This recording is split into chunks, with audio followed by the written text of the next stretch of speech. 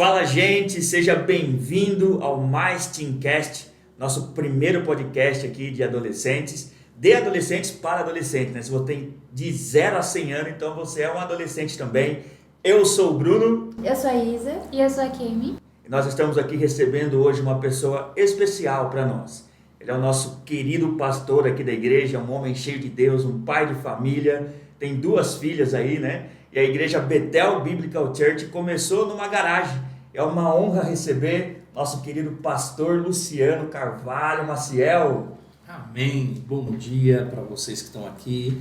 Graça e paz a todos que estão em casa. É muito bom poder estar com vocês e poder participar desse momento, dessa informalidade, desse bate-papo, né? Sei que vocês já formularam suas perguntas aí e vai ser um prazer poder repartir com vocês daquilo que faz parte da nossa jornada de vida e de fé com Deus também. Amém. Nós estudamos, foi um mês, né, Kenisa? Sim.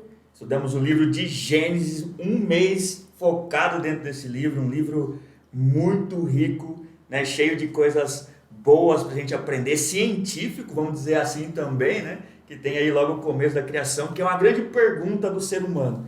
É da onde venho, quem nós somos e para onde nós vamos. Eu acho que da onde nós viemos, né? Esse livro de Gênesis, ele vai nos trazer um grande panorama. Pastor, falando aqui dentro de Gênesis, um contexto geral desse livro, assim, o que esse livro, quando o senhor leu, mudou na sua vida, o que impactou o senhor quando o senhor leu Gênesis? Você fala, Gênesis para mim é isso. Eu acho que todo mundo vai ter uma particularidade, né, em Gênesis. Eu tenho a minha particularidade é que todas as vezes que eu começava um plano de leitura bíblica, e quando eu era menino, eu não conseguia concluir, mas toda vez eu voltava e começava em Gênesis. Então, era um livro que era naturalmente, vamos dizer assim, fez parte da minha infância, da minha adolescência e juventude. Entre todas as histórias, o que mais me marca em Gênesis, de fato, é a história dos patriarcas. É a história, principalmente, né, quando começa em Abraão, mas a história de José, ela marcou muito a minha vida. Então eu me identifico muito com a forma como que Deus tratou de José e eu pude ver um plano soberano, mesmo quando José não via o que estava acontecendo, e eu pude ter essa revelação de que temos um Deus que mesmo que eu não veja, que mesmo que aparentemente as coisas estejam totalmente fora de controle, Deus nunca perdeu o controle. Isso foi algo muito importante lá nos meus 14, 15 anos de idade. Né? Amém, é bonito, né? Principalmente a história do perdão de José, né, pastor? Eu fico, assim, quando eu vejo ele perdoar os seus irmãos, até mesmo quando ele vai correr lá da mulher de Potifar, eu acho muito lindo quando ele fala, como pode eu pecar, né, contra o meu Deus? É uma história grandiosa, mas eu quero saber das meninas, que eu sei que elas estão cheias de perguntas difíceis aqui. Ela estava falando para mim, deixa para o pastor nesse podcast, principalmente aí no começo da criação, não é, Isa?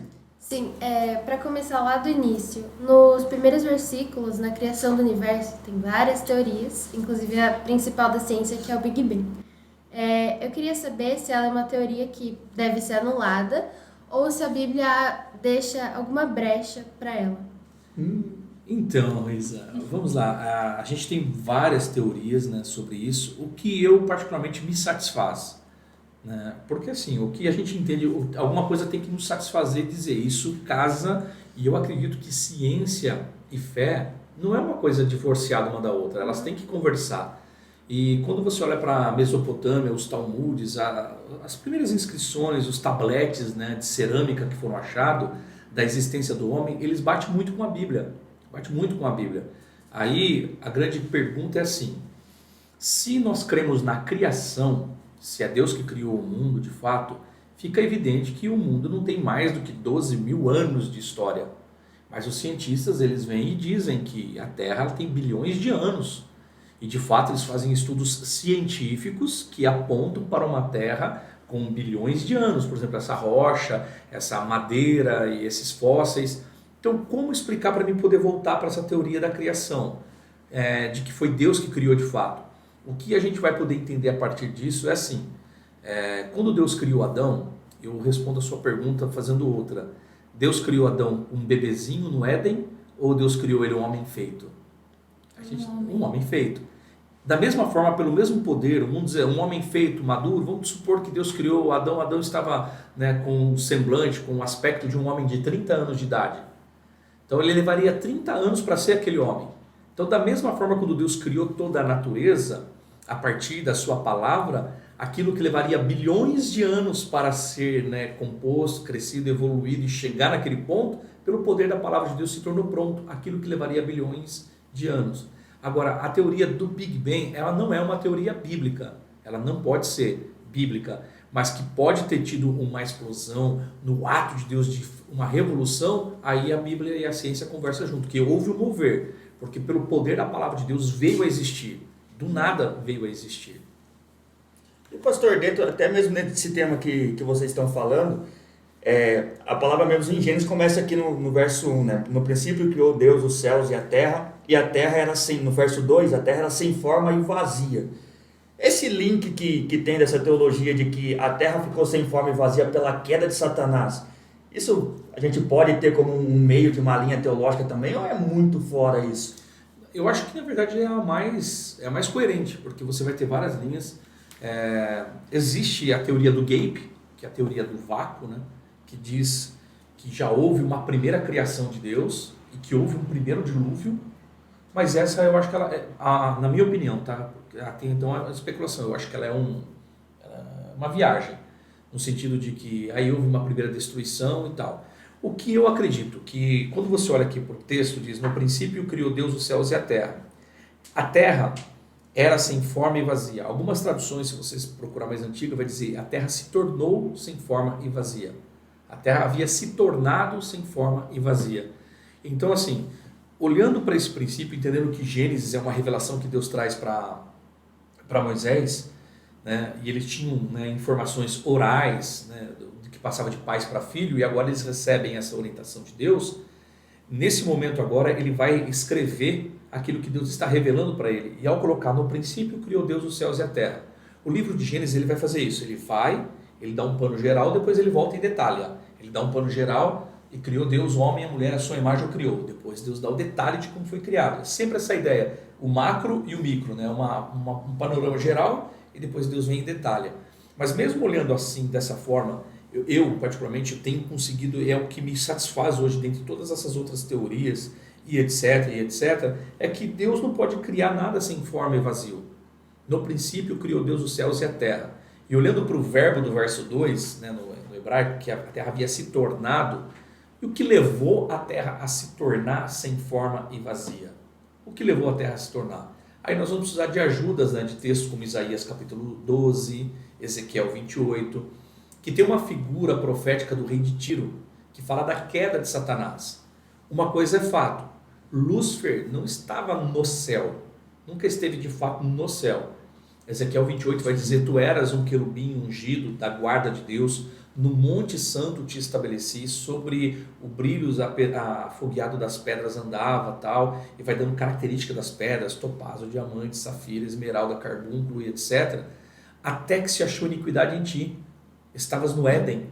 Então assim, nós temos aí uma colocação, existe dois tipos de Éden então, o Éden mineral e o Éden vegetal. O Éden mineral, que é uma das teorias que eu mais acho que se casa e que faz sentido, né, para a gente compreender aonde se deu a queda de Satanás, que Deus criou esse lugar, esse Éden é onde Satanás estava, antes de se tornar Satanás sendo aquele querubim.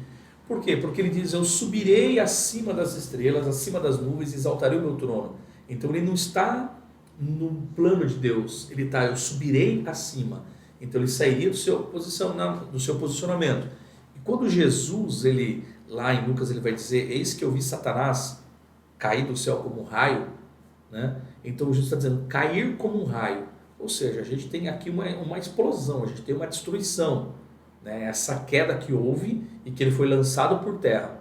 Então eu creio que essa parte do sem forma e vazio tem a ver com a queda de Satanás também aqui. É uma das teorias que eu diria que as mais sólidas e a mais coerente, olhando para um pano bíblico todo. Tá? Então, mas não são especulações, são pensamentos. Eu particularmente acredito que essa seja uma mais simples, mais simplistas, né? Para a gente acreditar. A ser aplicado, né? E aí, Kemi, tem alguma pergunta para o nosso querido pastor? Bom, Então, a criação já seria uma recriação de algo que já existia? A gente pensando dessa forma, né, a gente pode pensar que sim, é uma recriação, porque Deus cria, né, esse jardim mineral e há essa destruição. Alguns, e uma boa parte dos cristãos também não pensam assim, mas aí a gente precisa encaixar onde se deu essa queda, porque daí a gente não teria resposta. Então assim, ou eu fico sem resposta, ou se eu tiver resposta eu vou entrar por esse caminho. Então eu creio que sim, que foi uma reconstituição. Por quê, Kemi? Olha que legal isso, né? Quando você vai para o capítulo 1, versículo 26, você vai encontrar que o plano, Bruno, viu, Isa, de que Deus ele quer, ao construir o homem e tudo mais, Deus ele está de alguma forma não só fazendo o mundo, só criando, mas ele está também sentenciando o rebelde. Enquanto Deus está refazendo o homem, criando o homem, Deus está sentenciando o rebelde. Por isso que eu creio numa recriação, sim. Por quê? Veja bem, o que Satanás, a gente vai encontrar nas palavras dele? Eu serei semelhante ao Altíssimo. Aí quando Deus cria o homem, o que Deus fala? Façamos o homem a nossa imagem imagem e semelhança. Então, ou seja, Deus estava querendo dizer, você não precisa querer ser semelhante à minha força. Eu faço de bom grado, do nada eu crio um ser que vai ser semelhante a mim. Então eu vejo que tem um plano muito maior do que o próprio homem envolvido. E por isso que lá em Apocalipse, né, o livro de Gênesis e Apocalipse vai trabalhar muito junto, vai dizer que Satanás, né, vai ser um dos últimos a ser destruído, é ele. Então, porque seja, entra então no plano, se a gente olhar, de que Deus trouxe o homem para provar de que ser criado por Deus pode glorificá-lo.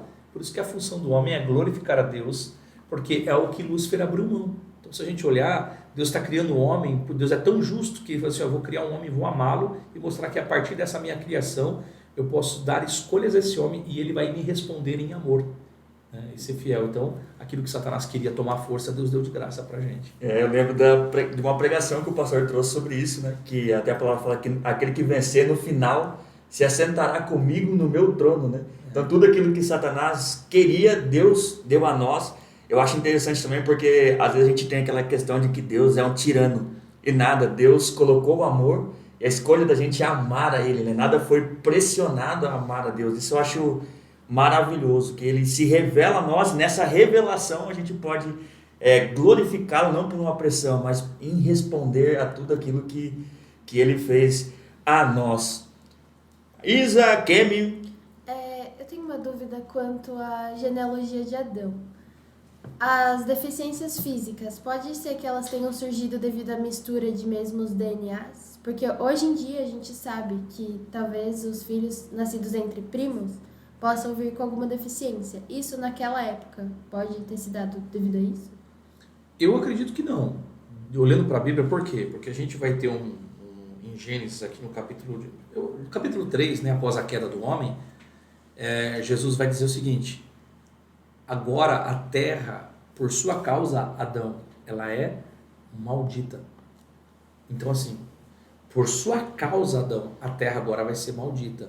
Vai produzir espinhos e abrolhos, e caudos, ou seja, vai passar a ter uma deficiência que antes não tinha. Então tudo, quando você vai para Lamentações de Jeremias, ele vai nos ajudar a entender um pouco essas causas, as deficiências, as doenças, as mazelas que a gente tem no mundo hoje. Quando Jeremias ele diz, do que se queixa o homem vivente? Queixe-se cada um do seu próprio pecado. Ou seja, então a origem das deficiências tem a ver com o pecado. Não só as deficiências físicas, tá? Mas a origem até mesmo das deficiências emocionais, porque pessoas foram quebradas em seus comportamentos. A origem de tudo isso era o pecado, não foi essa a vontade de Deus. Então, de certa forma, o homem quebrou isso e as consequências elas vão tomando proporções. Mas a origem principal de tudo isso é o pecado. A gente pode ter essa total certeza, biblicamente falando, né? Pastor, eu vou aproveitar aqui, estou com as meninas, vou aproveitar para perguntar também. Existe aquela, principalmente entre os adolescentes e os jovens, tem aquela pergunta gigante assim, se Deus sabia que o homem ia pecar, que Adão e Eva pecaria, porque Deus ele é onisciente, certo? Então, mesmo assim ele criou, ele poderia até lá de trás destruir o inimigo antes dele pecar. Por que Deus assim estabeleceu todo esse padrão, a gente está vivendo até hoje nesse século, e Deus deixou que tudo isso acontecesse assim, mesmo podendo transformar tudo. Ele sabia que Adão ia pecar, mas mesmo assim ele preparou tudo essa obra assim. Por que Deus realizou dessa forma? Quando eu tive uma fase de rebeldia na minha vida, acho que todos nós já tivemos, eu falava, Deus, por que o Senhor, o diabo fica tentando a gente? O Senhor matou ele já de cara lá no Éden, né? Já cortava, ou quando ele se rebelou, né, contra o Senhor, antes do homem até, por que o Senhor já me eliminou? Essa era uma pergunta que eu fazia. Mas quando você começa a entender mais pouco sobre Deus, por quê? Porque Deus, ele é amor. Porque a melhor forma de Deus, né, poder demonstrar o seu amor é deixar o homem fazer as suas escolhas a partir disso. Né? A partir disso. Veja só, se Deus impedisse isso, ele não seria um Deus justo, porque você não teria a opção da escolha. Hoje você tem a opção da escolha. Então o inimigo vai estar aí e ele, na verdade, ele até coopera para o agir de Deus. Ele até coopera dentro das limitações que Deus estabeleceu, mas ele acaba também cooperando, porque o homem agora pode ser livre e o próprio Deus é justo ao fazer isso. É que nós não conseguimos entender os tempos e estações, mas Deus não está preso no tempo e espaço. Então para Deus um dia é como 1000 anos como um dia, para Deus não muda, ou seja, no plano de Deus, tanto que lá em Apocalipse você vai ver o Cordeiro que já de Deus que foi morto, em Efésios vai dizer, né? Antes da fundação do mundo. Ou seja, então no plano eterno, a gente pode entender isso, se o Cordeiro de Deus que foi morto antes da fundação do mundo, significa que no plano de Deus, antes mesmo de Satanás cair, Deus já sabia de tudo isso. Mas é como se Deus estivesse dizendo, bom, mas se a gente já eliminar, nós não vamos dar a opção para esse homem criado fazer uma escolha diferente do que esse anjo vai fazer. Então no final, nós temos um plano perfeito de glorificação no final, que vale a pena tudo isso. Ou seja, aí daquela conversa, vamos imaginar assim, na Trindade conversando, Pai, Filho e Espírito Santo, aí dizendo, bom, vai haver uma rebelião, tá, a gente trata. Quando que a gente trata? De imediato? Não. A gente deixa em paralelo Satanás, os demônios, e a gente cria o homem. O homem vai cair. Só que daí o homem vai ser separado da gente. Como que a gente pode redimir esse homem? Eu imagino que Jesus diz, eis-me aqui, envia-me a mim. Né? Que é esse texto que eu vou e eu faço essa reconexão, eu pago o preço, né? Eu vou como homem, eu me identifico com eles, abro uma possibilidade e de que, como diz Apocalipse daí, milhares e milhares, né, com palmas em suas mãos, quem são esses? Milhares e milhares, são salvos em Cristo. Então, naturalmente Deus também está tratando, então é a prova de amor. A melhor forma de amor que eu posso ter para os meus filhos é dar a eles a opção de escolha, porque se eu não tiver o ruim e mostrar para eles que aquilo é ruim, a opção deles também não é válida, né? Sim. E não é justa. Então eu vejo que isso é o amor, que desde o plano eterno, antes de tudo isso acontecer, Deus já tinha uma redenção. Mas eu vou amá-los, eu vou me identificar com eles, eu vou dar a minha vida. E o Pai falou, se você for fiel e cumprir, eu ressuscitarei, eu cumprirei com essa parte, e aí eu glorificá-lo-ei. E tem mais, eu vou trazê-los para perto da gente também. Então aquilo que nós queríamos, de ter alguém conosco, de ter alguém que pudesse estar com a gente na eternidade, Deus faz exatamente isso com o homem. Então isso a gente vê o amor de Deus na verdade. O amor, não tem outra palavra. É isso, essa escolha de Deus ter permitido, né, tudo isso acontecer, é o amor com que Ele nos amou antes do mundo ser criado. Né? Aquele amor, o ágape, né? Incondicional. Kemi, Isa, tem alguma colocação? Em relação à queda, ao pecado, teve um motivo pela qual a serpente foi escolhida? Não, eu acho que essa questão foi assim, ó, quando a gente olha no texto lá, a gente imagina que foi o único dia que veio uma conversa. Não, mas aquilo é um processo, porque toda tentação ela é processo. Da mesma forma, eu creio que Eva foi abordada por muitas vezes. E o fato de ter usado a serpente, a Bíblia diz que era um dos animais mais bonitos. Então o motivo de ter sido escolhido uma serpente, e por que não um leão, por que não uma girafa, é porque a serpente ela estava naquele momento diante do fruto, você entende? E ela como serpente ela podia ter acesso àquilo. Poderia ter sido uma ave, mas a Bíblia diz que era um dos animais mais bonitos que existia. O formato que a serpente tinha antes, nós não vamos saber. Talvez na eternidade a gente saiba, mas o que a gente sabe é que a sentença dela foi se rastejar a partir daquilo. Então a primeira incorporação, o primeiro mediunidade que a gente pode ter na história aconteceu lá no Éden. Satanás incorporando em uma serpente para conversar com Eva. E não foi um dia, foi um processo. Por que foi a serpente? Porque a serpente ela estava, talvez, né, ela tinha acesso àquela árvore de uma forma mais fácil que outros animais e era muito bonita também. Hoje em dia tem pessoas que associam a serpente ao diabo automaticamente por ele ter usado ela no Éden. Mas isso não tem nada a ver com o animal hoje em dia. Não tem nada a ver. A questão ali foi que acabou aquele momento, porque Deus ele veio e falou não com a serpente, falou com Satanás. O que ele disse? Da semente da mulher, Satanás, vai nascer um que vai pisar a tua cabeça. E depois ele diz assim, e esta lhe ferirá os pés, falando que, né, ou seja, alguém esmagaria. E de fato Jesus veio e pisou a cabeça de Satanás no sentido de que venceu ele, mas que feriria os pés, ou seja, que teria um bote, que teria, né, um rebote aí na situação. E o que Satanás fez? Jesus passou por sofrimento, passou por martírio, por tudo isso. Então houve isso. Agora Jesus vira, o próprio Deus vira para a cobra, no caso, para aquela cobra e diz, e você, por ser um dos mais bonitos animais, você vai ter que se rastejar também todos os dias da sua vida e vai comer do pó. E o homem também recebeu uma sentença, você vai ter que trabalhar. Não que o homem não trabalhava, ele trabalhava sim, mas agora não vai ser como antes.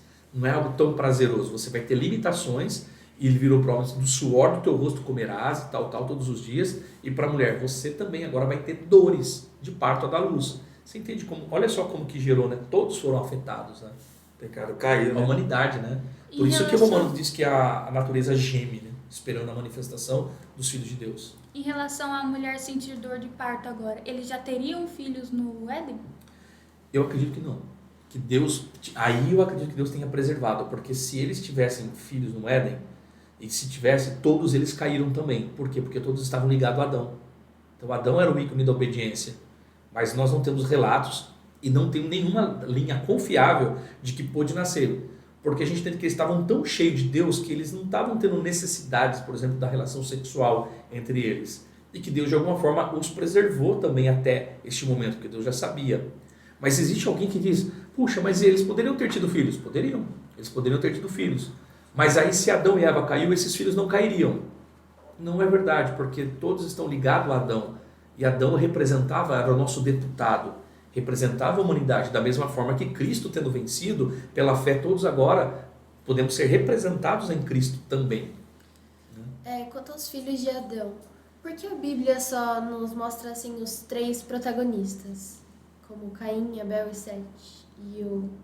É porque era o costume, né, até assim, dos principais, como, por exemplo, eles pegam primogênito, geralmente as linhagens é dos primeiros, mas é muito provável que, né, você vai ter Caim, tem Abel, aí Abel ele, né, é assassinado pelo próprio irmão, então tem Caim, ele foge, Deus o coloca uma marca. Qual é a marca que Deus colocou em Caim? Gente, de verdade, não é, eu já vi gente dizer que Caim era negro, foi a marca que Deus colocou nele, misericórdia de Deus. Não, isso não é marca. Não, Deus colocou uma marca que todo mundo olhava para ele e sabia qual é. Aí a gente vai entrar no campo da especulação. Mas ele foge, vai para uma terra chamada Nod e se casa. Tá. Gente, como é que pode? Se só tinha ele agora? Adão, Eva e Caim. Caim foge para uma terra chamada Nod, se casa e tem filhos. Tá, é uma cidade. E aí? Vamos pensar assim, ó. A gente pensa a partir da nossa cultura e do quanto o homem vive hoje. Mas lembrando naquela época que começou a ser computado e de fato o homem vivia quase 1000 anos.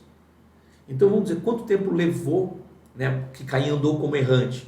Nesse tempo que ele andou errante, suponhamos que ele tenha esperado 40 anos como errante, não tendo nada. Nesses 40 anos, no mínimo, já tem 40 filhos, porque Adão e Eva era fértil. Já continuou, teve 7 e depois continuou. Então provavelmente 7 se relacionou com próprios irmãos mesmo, porque até esse momento era para povoar a terra, então eles não tinham recebido de Deus uma lei. E de 40 a 50 anos depois, imagina o tanto de gente que já não tinha, porque daí você já tem Adão e Eva gerando, você tem 7 talvez se relacionando com o próprio irmão, sobrinhos, com tios.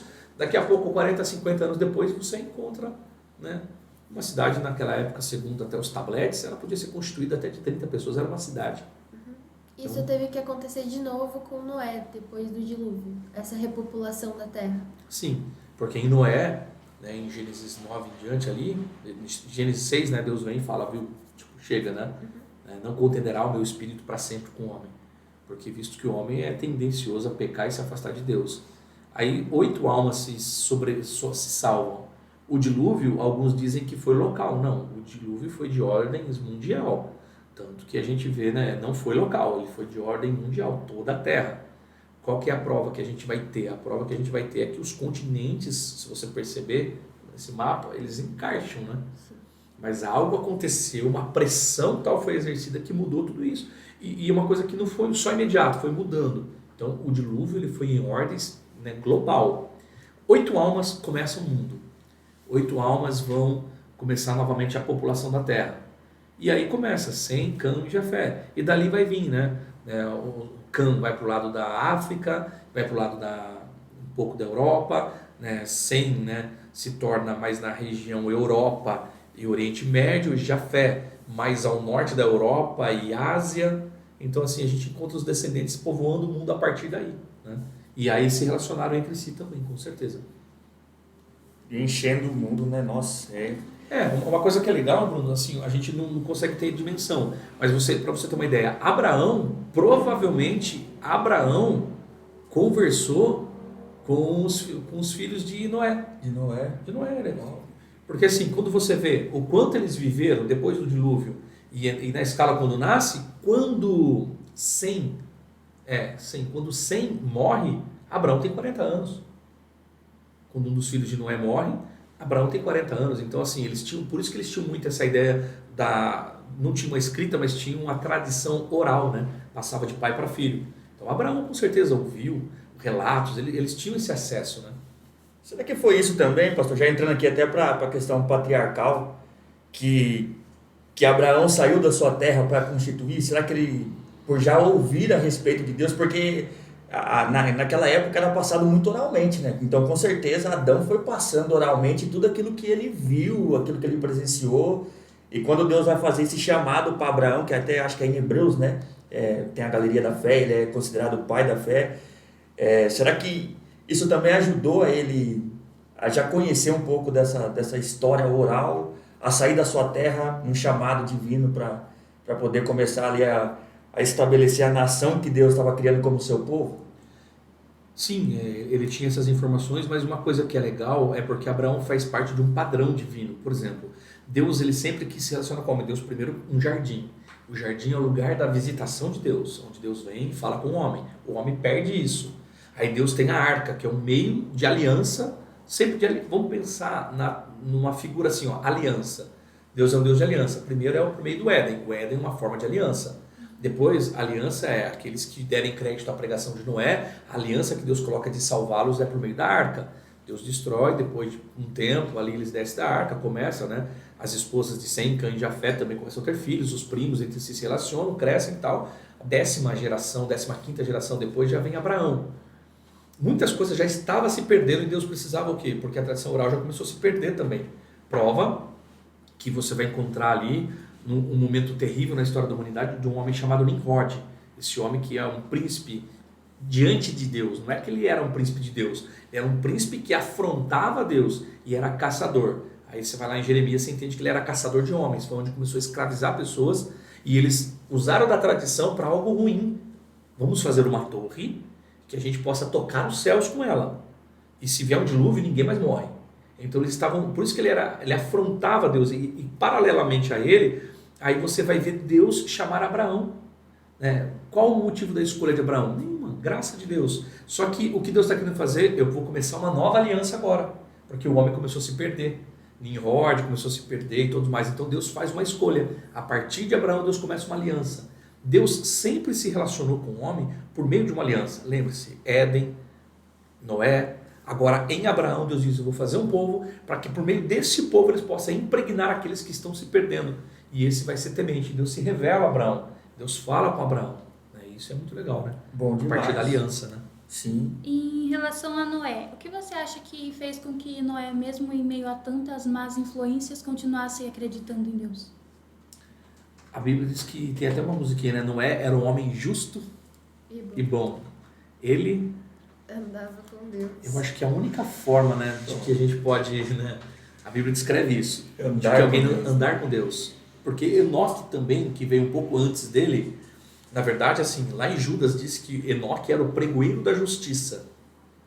E ele pregou dizendo que Deus ia destruir a terra. Só que esse homem andou tão perto de Deus que Deus tomou ele. Portanto, não se viu mais, porquanto Deus para si o tomou. Então, Enoque foi tomado por Deus. Enoque antecedeu os dias de Noé. E Noé é o próximo que veio. Deus disse: eu já preparei, já trouxe a pregação, agora você vai executar a salvação. Então, qual é a marca, Kemi, de que Noé era diferente das pessoas? É que Noé andava com Deus. Porque se a gente não andar com Deus, a gente vai ser corrompido, vai ser influenciado e sugado pelo mundo à nossa volta caído, né? Uau. E esse andar com Deus, pastor, porque a gente tem uma geração que conhece muito de Deus. A gente tem livros hoje fáceis, a gente consegue pesquisar, escuta, vem para a igreja, mas de fato conhecer a Deus não é andar com Deus. E para nossa geração de adolescente, como que eu faço para andar com Deus? Quais ações eu tenho que tomar que simboliza esse fato de andar com Deus? Eu creio que andar com Deus ele tem muito a ver com o que nos move, com algo que eu passo a cultivar. Como, por exemplo, o meu próprio relacionamento com a minha esposa. Ele só é real porque eu cultivo ele todos os dias. E cada vez, quanto mais eu cultivo esse relacionamento, mais gostoso ele se torna. Mais eu conheço dela, mais ela me conhece. Da mesma forma com Deus, tem a ver como é que eu posso andar com Deus. Nos termos que ele estabeleceu. E qual é? Conversar com ele diariamente, por meio da palavra. Permitir que a ação de Deus ela seja contínua na minha vida. Né? E eu vou conhecer a partir da sua própria palavra. Aí, à medida com que eu conheço a Deus por meio da sua palavra, eu começo a orar. Eu começo a ter intimidade com Deus. Aí não é mais um senso de obrigação, eu tenho que orar. Não, eu quero orar. Eu preciso orar. Não, eu quero, eu estou com vontade de orar. Eu estou com desejo, porque eu estou sendo moldado. E andar com Deus é isso. Fala de intimidade. Intimidade é conhecê-lo. Como eu posso conhecê-lo? Ele se revela primeiramente a nós por meio da sua palavra. E a partir da sua palavra, eu vou responder aquilo que Deus está me chamando. Aí você vai cultivando, né? E quanto mais você se influencia disso, mais Deus transforma. Na história de Noé, a gente vê também que na construção da arca, assim que Deus mandou ele construir a arca, a gente não vê ele questionando a Deus do porquê fazer aquilo. Se fosse hoje em dia, Deus falando para você, pastor Luciano, construir a arca, você o faria sem questionar? Agora, e o detalhe, não chovia na época, né? Não chovia, de verdade. É uma pergunta difícil de responder, muito difícil, Luiz. Sabe por quê? Porque de fora, olhando agora, eu diria que eu faria porque eu conheço a história de Noé, mas Noé não tinha alguém antes dele que tinha feito isso. É que nem Elias. Né? Vamos orar para Deus ressuscitar o morto. A gente tem um monte de relato de que Deus ressuscitou um monte de mortos, mas Elias não tinha nenhum relato. Eu acredito que assim, eu não consigo te responder. Somente numa situação dessa para a gente saber como, né, agir. Me conhecendo hoje, eu diria para você que talvez eu não tenha tanto temor de Deus agora e tanta fé quanto Noé tinha pura assim, a esse ponto. Porque Noé foi visto como um louco, né? Sim. Como louco. Eu acho que só numa circunstâncias dessa para saber, somente, porque eu não consigo te dar essa resposta. Não sei se eu faria, de verdade. É difícil de pensar, né? Pastor, tem um homem aqui dentro dessa história patriarcal que eu acho maravilhosa a história, que é Jacó. Jacó foi um homem que Deus trocou, né? Na verdade, Abraão também, né? Abraão trocou para Abraão. E Jacó também era um enganador, né? Teve ali, já nasceu grudado no pé do seu irmão. Ele passou ali por alguns momentos até com a sua mãe. A gente vê que tinha Esaú, né? Amava, na verdade, esqueci o nome dele, Isaac. Isso, amava mais Esaú. Dá para dar uma atenção nisso. E a mãe dele já amava mais a questão de Jacó. E a gente vê assim que foi transformada uma identidade. A gente vê que Deus pode transformar uma pessoa que estava num senso de sendo enganador ou no pecado. E Jacó foi essa questão. Eu particularmente gosto muito da história de Jacó. Assim. Deus transforma a nossa vida. Falando sobre Jacó a respeito... É muito interessante porque a gente fala muito hoje de herança espiritual, né? As pessoas falam muito de maldição hereditária. A história dos patriarcas é exatamente uma quebra de qualquer visão de maldição hereditária. Mas também mostra que comportamentos aprendidos podem ser repetidos, né? E além de serem repetidos, se ninguém fizer nada, eles também tomam proporção. Quando a gente fala de Jacó, a gente tem que falar do Jacó, nasce com o nome de mentiroso, enganador, né? Você está falando enganador, né? Enganador, suplantador, mentiroso, é o significado do nome Jacó. Tá, da onde que veio essa escola de Jacó? Se a gente olhar o pai dele, Isaac mentiu. Mentiu quando? Quando a situação apertava para eles mentiam. Eles se viam numa situação tensa, quando eles estavam nessa situação, eles contavam uma mentira. Jacó, numa situação tensa, contava uma mentira. A mãe dele colocou, é agora. Então ele vai lá, não, sou eu. Ele colocou peles, né, de cabra sobre o seu braço para mentir para o pai dele que já estava ruim. Mas se você olhar para Isaac também mentiu. Quando ele viu que ele podia morrer para alguém casar com a sua amada, né, Rebeca, ele diz assim, eu vou mentir, vou falar que ela é minha irmã. Olha só isso. Assim então, como Abraão tinha feito também. da mesma forma que Abraão tinha feito. E o que todos os filhos de Jacó fizeram, gente? Todos fizeram, com exceção de Benjamim. Mentira, né? Mentiram. Só que foram tomando proporção. Abraão contou uma meia verdade, porque Sara era sua irmã por parte de pai. Sim. Isaac contou uma mentira inteira. Jacó nasce sendo uma mentira. E os filhos de Jacó vão cometer crime e vão mentir. Só que onde que muda tudo isso? Gente, isso é demais. Quando você chega lá no final, né? A gente só para trazer essa ideia das heranças, quando chega no final, a gente pode mudar. José, né? José muda tudo isso. Quando o seu pai vai vir para o Egito, ele chama seu pai e diz assim, ó, vocês vão falar com o faraó. Isso é maravilhoso. O faraó vai perguntar qual é a ocupação de vocês e o que vocês fazem. E o Egito odeia pastores de gado, pastores de ovelha. Eles odeiam pastores. Mas vocês vão falar a verdade para eles. Vocês vão falar que vocês são pastores. Ele vai até mandar vocês morar fora. Vocês vão ser até rejeitados. Não vão morar aqui com eles. Vocês vão ter que morar numa terra que eles vão destinar para vocês longe. Porque eles não vão aceitar vocês. Mas vocês vão falar a verdade. O que José estava fazendo ali? Isso é legal. Encerrando um ciclo. Chega. Biso mentiu. Mais ou menos, mas mentiu.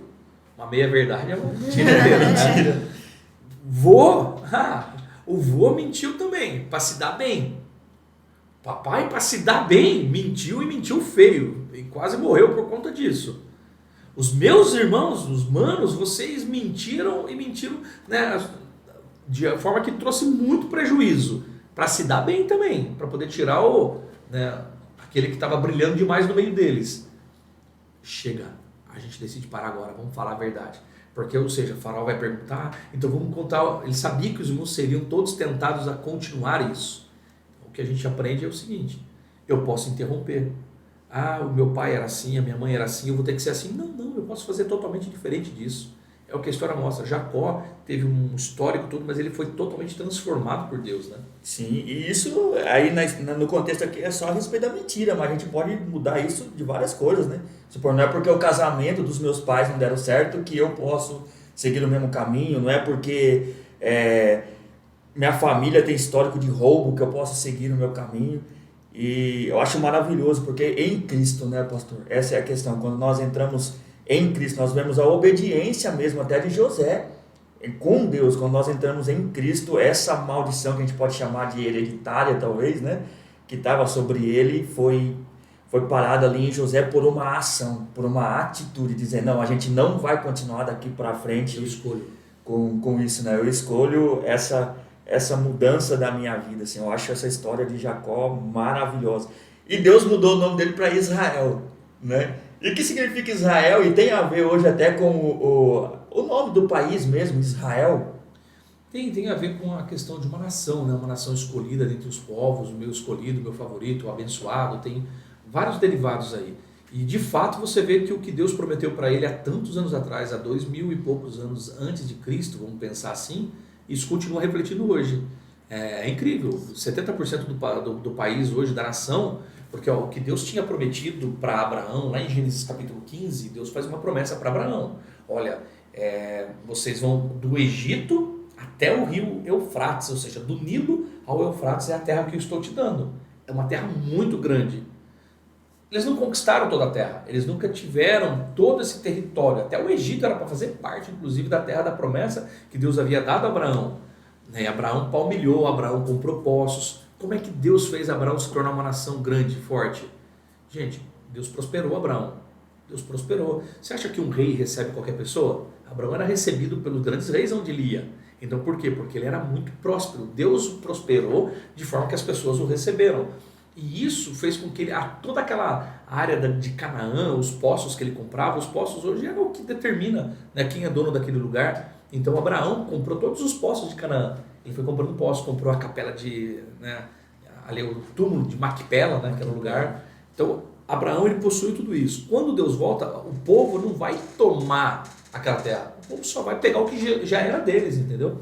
Porque Abraão já havia conquistado lá atrás. Então isso é legal. Deus não tirou o povo simplesmente, você estou jogando vocês fora e estou dando essa terra para alguém. Não, não, não. Eu estou fazendo justiça, porque o pecado de vocês também chegou no limite, e porque Abraão comprou legitimamente todas essas terras. E tem escritura de tudo. Vocês são aí um MST aqui da época. Vaza, né? É mais ou menos isso que Deus fez. E essa bênção estava dizendo que ela seria sempre sobre o povo. Então assim, não tem como a gente não ver que esse povo é abençoado. Olha a Guerra dos 7 Dias. Se a gente olhar tudo que a história da humanidade tentou fazer com eles, agora de novo, recente, enquanto a gente está falando aqui, está acontecendo uma guerra, né? Uma possível guerra, os judeus estão sendo perseguidos, estão tendo que voltar. Isso são promessas de Deus. Imagina, se hoje com o território pequenininho que eles têm, que ficou para eles, 70% ainda sendo deserto, eles são os maiores exportadores da maioria de tecnologia do mundo. Então, como não ver a bênção que Deus prometeu lá atrás para Jacó? Será Israel o teu nome. Sobre eles, né? Sobre eles, essa bênção de Deus ainda continua. Até a palavra fala, acho que é bendito seja o que vos abençoarem e maldito aqueles que vos amaldiçoarem, fala da terra mesmo ali de Israel. Só para a gente dar um sorrir aqui um pouquinho, esse dia eu fiz uma piada com eles, pastor. Assim, você sabia que Jacó ele era analfabeto? Porque a palavra fala que Jacó amava Raquel e não Lia. Por isso que acho que Deus teve que agir muito com Jacó, que ele não lia, né? E em relação a Jacó, tem mais ou menos a idade na qual ele começou a trabalhar por Raquel? A gente, assim, não tem uma idade exata, mas a gente tem uma ideia. Uma ideia pelo tempo que ele morreu, a gente consegue fazer com quantos anos ele morreu e os filhos que ele gerou ao longo de tudo isso. A gente entende que quando ele começou a trabalhar por Raquel, ele estava próximo mais ou menos dos 20 anos. Dos 20, 21, 22 anos de idade, mais ou menos. Quando ele trabalha por ela. E ele vai trabalhar 7 anos. É enganado. Aí, uma semana depois, ele casa com ela, mas vai ter que trabalhar mais 7 anos ainda por ela. Então, são 14 anos. Que ele vai trabalhar em amor por Raquel. Então, quando ele terminou, né, estava pronto o contrato, ele já estava com seus 36 anos, quase 40 anos quando ele terminou. E aí quando ele sai da casa do seu tio Labão, ele ficou mais, depois desse tempo, mais quase, vamos colocar aí 7 anos, né? No total de 20 anos, ele está com 40 e pouco, quase 50 anos. Entre 40 e 50 anos quando ele volta para assumir o lugar do pai e continuar o patriarcado, né? Nossa, é uma pergunta para os adolescentes, né? Tem coragem de trabalhar 14 anos pela sua amada? O adolescente quer um dia, né, conquistar, e tem que trabalhar 14 Só que, anos. olha que legal isso. Isso vai fazer total diferença na vida de José lá na frente, né? A gente comentou isso na quinta-feira, né? A gente estava estudando sobre isso. Por exemplo, quando a mulher de Potifar, ela dá em cima, diz alguns irmãos que ela não estava na carne, ela estava no osso. ela vai dar em cima de José, né? Qual é a lição que José aprendeu também em casa? Que não era do nada, tinha um propósito para tudo. Em casa não se faz assim. Em casa, para poder ter uma relação com uma mulher que eu quero, eu tenho que trabalhar 14 anos por ela. Aqui tá tão facinho desse jeito? Não, tá errado. Então isso é um exemplo, isso impacta. Outra coisa, quando Jacó sai da casa de Labão, de Harã, e vai novamente para Canaã, e o que mais ele teme que acontece onde Deus vai mudá-lo de fato? O que ele temia? Ter um encontro com seu irmão, certo? Sim. Mas ele tem o que? Reparação, e ele esperava aquele momento, e toda a família sabia o quanto ele esperava poder se reparar com seu irmão. E é interessante que agora, quando José está lá no Egito, ele testa os seus irmãos primeiro, porque ele é prudente, sempre foi prudente, né? Mas, como não perdoar? Em casa não se faz assim. Em casa, papai perdoou o irmão humano. Por que eu não vou perdoar os meus irmãos? Então, esse exemplo, né? Como que a gente deve aprender que isso impactou a vida de José também. Muito bom. Nossa, a gente Estamos aí chegando na reta final, né? É só o primeiro, gente. Calma, vai ter mais ainda. E a gente aprendeu aí sobre a criação, né? Deus, a criação, a queda, baseada em Gênesis. Vimos aí alguns pais, né? Aí patriarcas, Abraão, Jacó, Isaac, né? Que foi posto ali para ser sacrificado. Essa história é magnífica, né? Pastor, Isaac ali já era um homem formado, né? Já tinha entendimento quando vai lá com o seu pai Abraão no sacrifício. 30 anos de idade, alguns acreditam. Que obediência deitar Né? ali. Aí você fez uma pergunta, se você fosse Noé, Deus falasse assim, faz um barco naqueles dias, se essa pergunta é difícil, agora imagina de Abraão. Gente, Matar o próprio... E Abraão não questiona. Abraão não questiona. E isso a gente tem que olhar, esses homens eram muito verdadeiros na sua fé. Abraão, me oferece o teu filho, o teu único filho Isaque, a quem tu amas, em sacrifício ao Senhor. Abraão no dia, aí a Bíblia diz, e no dia seguinte, ao amanhecer do dia, albardou seus jumentos e chamou seu filho. Gente, eu vou pensar, eu vou orar mais. Não, imediato. Então assim, agora volta a pergunta, né? E aí, Isa, será que a gente ouviria, Kemi, a voz de Deus, Bruno, como Abraão ouviu, imediatamente, sem pestanejar, no dia seguinte ele já foi... Para nós ainda é mais difícil pensar assim como o nosso filho, mas para você, por exemplo, se Deus mandasse você sacrificar suas meninas. Eu ia falar assim, o senhor tá ficando doido. Eu ia tentar falar, Deus, o senhor está indo contra a sua própria palavra. Mas só que na cultura de Abraão, agora também isso faz a gente pensar, não era um absurdo que Deus estava pedindo. Por que não era absurdo? Porque os povos vizinhos faziam isso. Então ele disse, se os povos vizinhos fazem isso, Deus está me pedindo, qual que é a diferença? Os povos vizinhos não vão ter seus filhos de volta. Mas Hebreus capítulo 11 diz que Abraão creu que Deus ainda traria Isaac dos mortos novamente. Então Abraão foi além. Ninguém sabia, nunca viu falar de ressurreição. E Abraão falou assim, vai acontecer, o menino vai viver de novo. Então a fé dele ela vai um pouco mais além ainda. Né? É uma coisa que a disposição de dar uma resposta de obediência à voz de Deus de Abraão, gente, não é à toa que Abraão é chamado de amigo de Deus também, né? Pai na fé, né? E tudo isso apontando para Jesus. Cumprimento do começo ao fim. Ele ali já na criação com Deus, no princípio, né? Criando todas as coisas. A gente vê aí na história até patriarcal, principalmente de Abraão agora, simbolizando aí, já apontando para Jesus do começo ao fim. Por isso que dele, por ele, para ele, seja a glória eternamente, né? Gente, chegamos ao fim aí desse contexto de Gênesis. Espero que vocês aí foram abençoados, né, com isso. Continue aí assistindo esse podcast, compartilha com as pessoas aí, né, o Mais Teamcast, o nosso primeiro episódio, hoje junto com a Isa, com a Kemi, recebendo aqui com muita honra o nosso pastor aqui, ele é pastor da nossa igreja local, um grande homem de Deus que a gente tem como exemplo, o pastor Luciano, que falou com a gente com muita propriedade. Então é isso, somos sal da terra, luz do mundo, que é esse aqui o nosso lema do Teams Mais, né, que é os Teams Juniores, e que Deus abençoe sua vida, que você possa ser edificado, e até o próximo Mais Teamcast. É isso aí, Deus abençoe vocês também, muito bom, viu? Obrigado pela honra, pela participação, um abraço a todos.